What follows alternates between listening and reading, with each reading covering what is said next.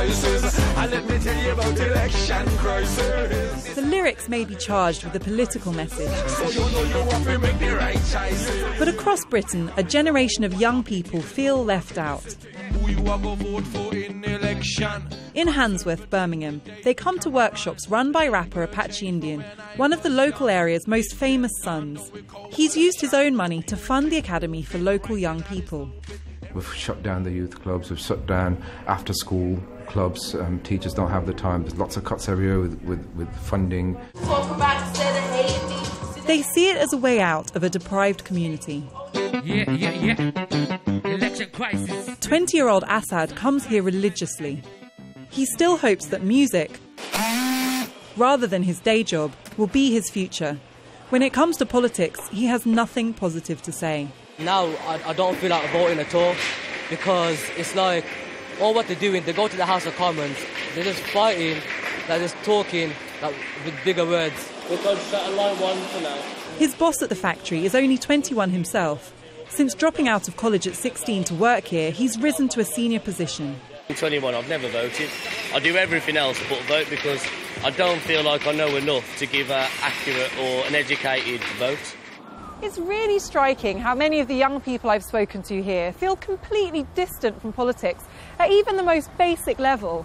They're fully active members of society with strong and deeply held views. It's as if their only disengagement is one specially reserved for politics.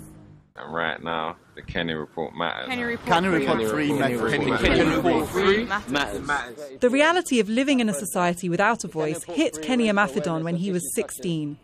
Imprisoned at a young offenders institution for a crime he did not commit, he decided to change his life. His reports are on key issues like crime, education and housing. They're compiled by a team of young people, and now they're influencing politicians in Westminster. He says young people cannot afford to disengage. The cuts that we've had to face in our country, we face the brunt of them.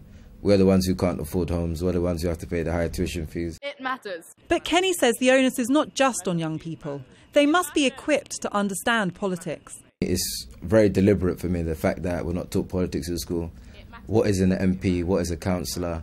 How do I hold these people to account? How do I get them to do what I need to be done? Or how do I organise people in my community in order that we can influence this politician? We're not taught that.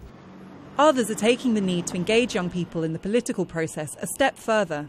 A recent report argued that politicians do not act in the interests of young people because so few of them vote. It suggests first-time voting should be compulsory, giving them a political voice that would be impossible to ignore.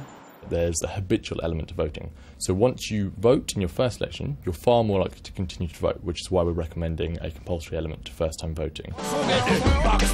For young people who say they feel hopeless, powerless and angry, this is more than just an election crisis. It's a question of how to turn those feelings into power. Hefwa Hirsch, Sky News.